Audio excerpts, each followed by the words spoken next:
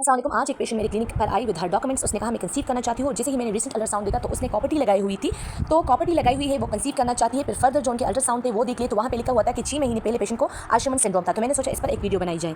आर्शमन syndrome क्या है? A condition where scar tissue form inside the uterus and gradually decrease the amount of open space inside the uterus. Endometrial cavity या फिर cervix की जो opening है, जो cavity है, वो डिक्रीज होना शुरू हो जाए तो इसको हम आर्शमन सिंड्रोम कहते हैं। और किस वजह से वो डिक्रीज होना शुरू हो जाता है? स्कार की वजह से। अब ये जो स्कार टिश्यू है ये क्या है? जैसे आपके एक्सटर्नल बॉडी पर इंजरी होती है और वहाँ पे फाइब्रस टिश्यू आके हीलिंग स्टार्ट कर देता है और टिश्यू को रिप्लेस करके जो इंजर्ड एंड डैमेज टिश्यू है तो इसको हम कहते हैं स्कार टिश्यू। इसी तरह आपके इंटरनल बॉडी में भी अगर कोई इंजरी हो जाए तो वहाँ पे भी ये स्कार टिश्यू आके जो डैमेज टिश्यू है उसको रिप्लेस कर देते हैं। तो अगर फॉर एग्जांपल मायोक्टमी हो जाए या फिर सी सेक्शन हो जाए या फिर सीवियर इन्फेक्शन हो जाए तो वहाँ पे ये स्कार टिश्यू बनने शुरू हो जाते हैं और स्कार टिश्यू का जो फंक्शन है वो डिफरेंट है कॉमन टिश्यूज से। ओके, तो इस वजह से आर्शमन सिंड्रोम जो है वो डिफिकल्टी काज करता है किस चीज़ में? गेटिंग प्रेग्नेंट यानी फर्टिलिटी में, having abnormal bleeding, feeling severe cramp or pelvic pain and having very light period।